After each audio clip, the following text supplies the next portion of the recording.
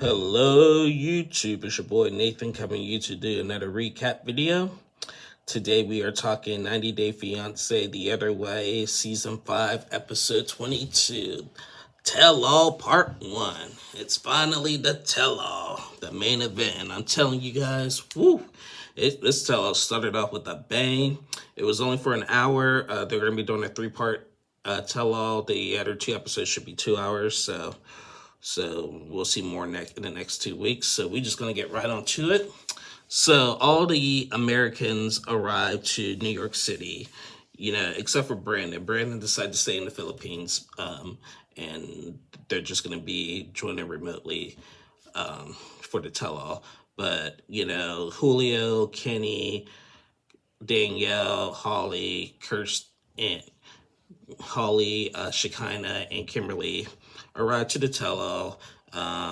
Shekinah came in a little hot. She said she's going to call out everybody on their toxicness, the nerve, and she was mad that Danielle didn't say hi to her and stuff. And she's like, "I'm not here to make friends and stuff." So it's whatever. So then, they're all brought to the set. We have Sean, the host, introducing all the couples again. And also, during this tell-all, we're going to have 4 former 90-dayers who are going to be commentating the tell-all. I wish I was there to commentate when I do these videos, because I have a lot to say, and I wouldn't be afraid to call out anybody on their baloney and stuff, because I have a lot of opinions that I share on here that I would love to be in person. So I wish they would have like people as content creators there on the tell-all and stuff to share their full opinions on some of this mess that we see. But we got Andre, we got Tim, we got Kalani, and we got Tanya. So they're going to be sharing their opinions. So we kick things off with the tell-all with Kimberly and TJ. So Kimberly and TJ, last we saw them, we saw Kimberly screaming at TJ, top of her lungs and stuff. She said that she hates India. She hates living with his family. She did not give an update on what their relationship is like right now and stuff, but it doesn't seem to be going good. Well, a lot of the couples that called her out about her, like how she's mean and feels like she's like really disrespectful to the Indian culture and everything. And one couple in particular that they brought out that really wanted to talk to her was Jenny and Sumit. Now, we know Jenny and Sumit, who Jenny has to lives in India with Sumit, who experienced all these differences. Now, Jenny came in a little hot.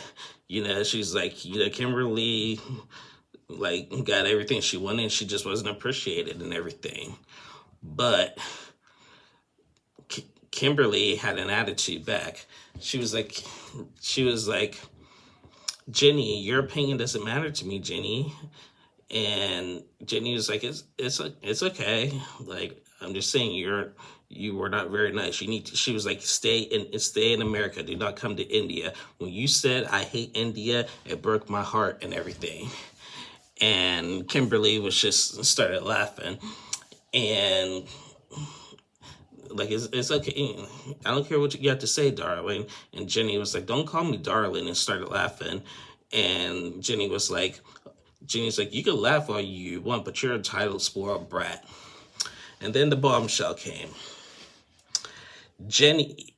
Kimberly had the nerve to call Jenny the C word, the C-U, and you know what I mean word.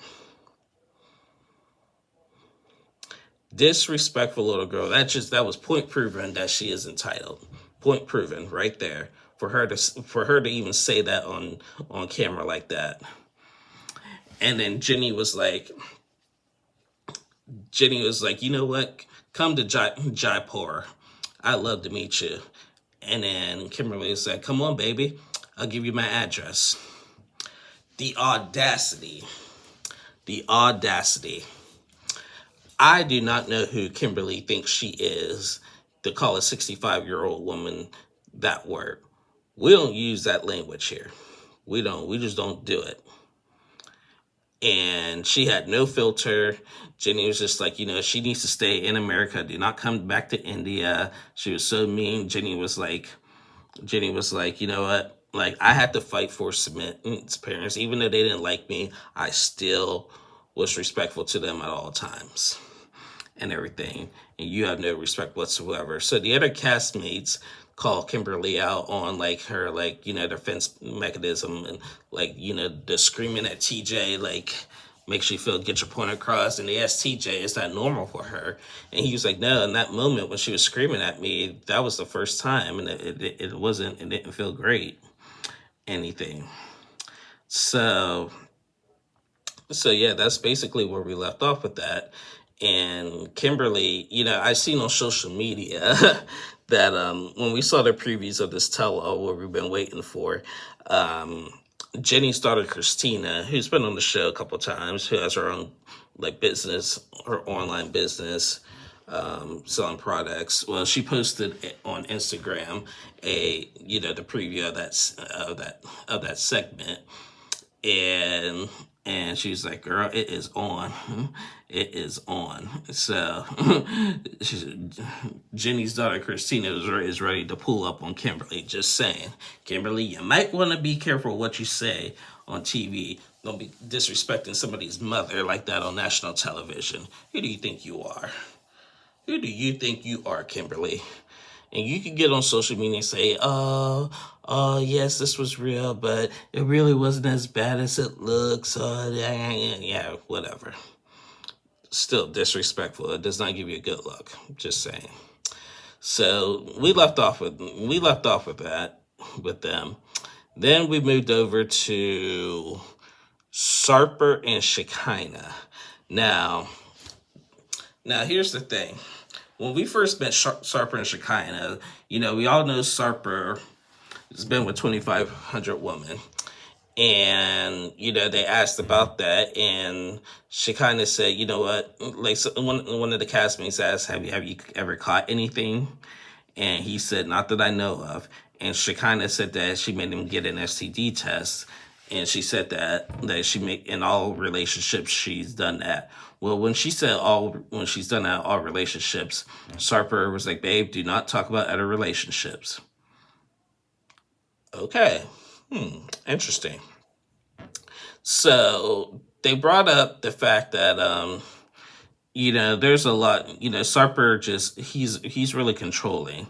And so they brought up some heated moments from throughout the season, like him telling her to lose some weight, like weighing her and everything. The scene at the gym where she flipped out when he was training another girl. The same scene when he was snatching the lollipop out of her mouth and everything. Everybody called them out on that. And he was like, you know what? The lollipop snatching, that would have been it. I think Danielle said that would have been it.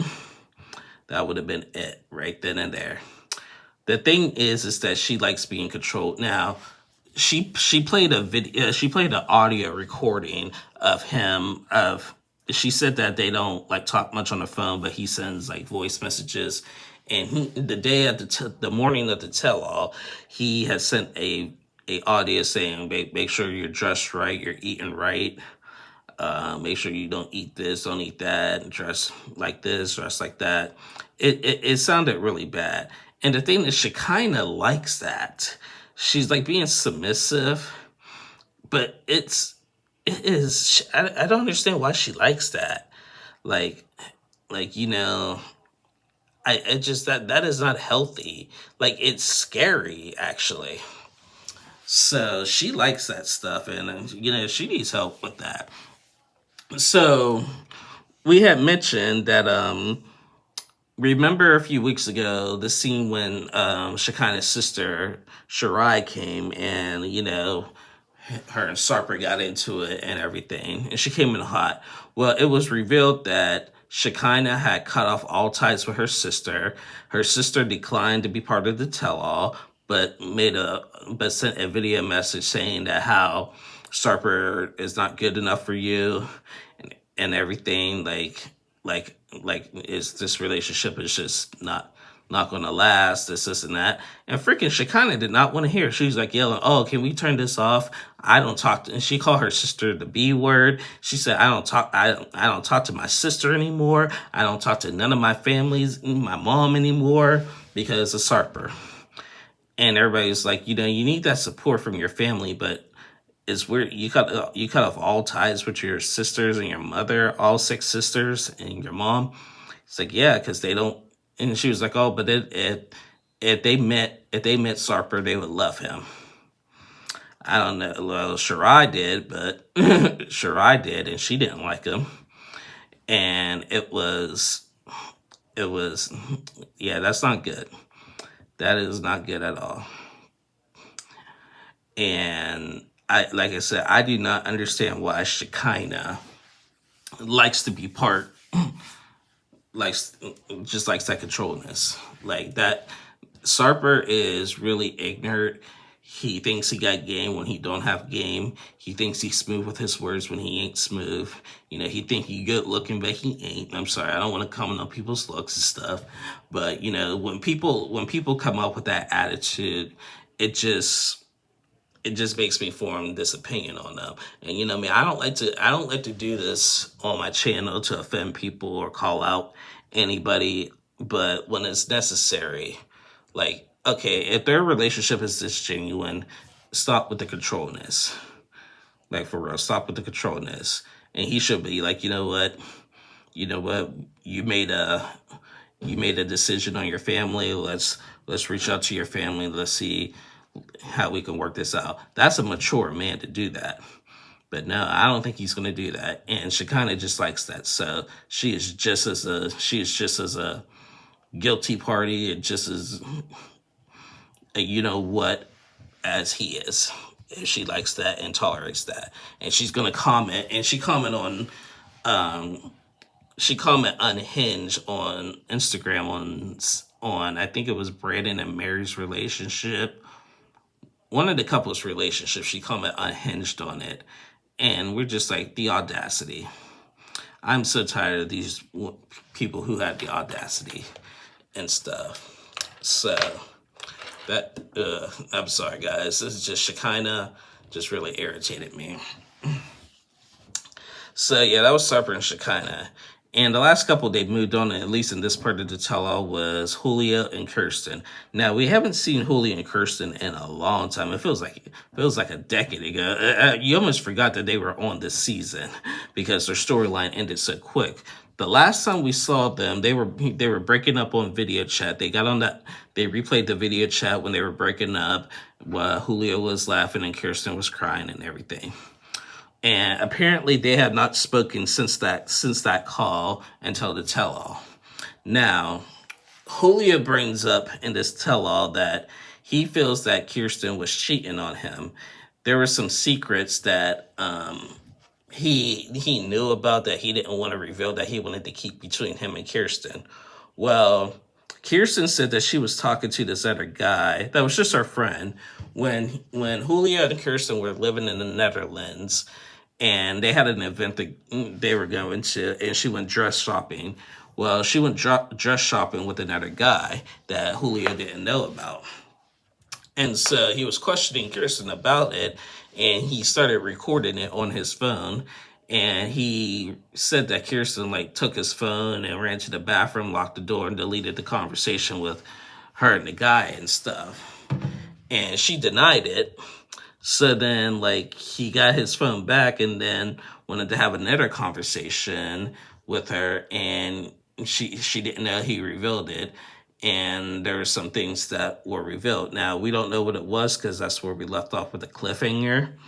But Kirsten throughout the season, well, in the early part of the season, gave me good vibes. Now, she didn't come off as rude. Like I said, she's from the Netherlands, Eastern Europe, and she didn't give me that Eastern Europe attitude like Yara does and Natalie do and stuff. She was really respectful. She wanted that relationship to work, but Julia was playing games, not wanting not wanting to move to the Netherlands after giving all her hopes up just to say, oh, it's going to be a year before I decide to move to the Netherlands and all that and everything. Now, these cheating allegations are real. Then Kirsten put on a good front. So I'm kind of curious next week when we see the rest of that segment of what was said in that conversation that he recorded and stuff. So I don't know. I mean, yeah. Yeah, I mean, does it matter now with them? No, but I do like to know what happened because, like I said, their storyline was cut really short. Like, so there was just that. So that was basically it for part one. Like I said, Brandon and Mary, Mary had her baby. Brandon and Mary's baby girl's name is called Midnight. It's a very unique name, Midnight. Okay, Midnight. Okay, Midnight. Okay. Holly and Wayne. I guess Holly's been back in the U.S. for 4 months. They don't know where their relationship is going. Danielle and Johan, it's over. Danielle says she's got receipts that she's going to pull up on her segment and everything. So yeah, I cannot. I'm here for Kenny and Armando. They did move to Mexico City. We'll get more update with them in the next week or two. But yeah, this tell-all started off with a bang. It did. I mean, but both Kimberly and Shekinah are not giving me the best vibes right now. I'm just saying. I don't know who neither one of them think they are, but they need to really slow their roll. And that's just my opinion on that. Anyway, guys, that is the end of my review. I will be back on tomorrow to recap Catfish tonight. So stay tuned for that. I've been so excited to do this review of the tell-all the other way. I can't wait to see what happens next. So anyway, guys, thank you guys for watching. Please like and subscribe to my channel, and I'll see y'all again soon. Have a good one.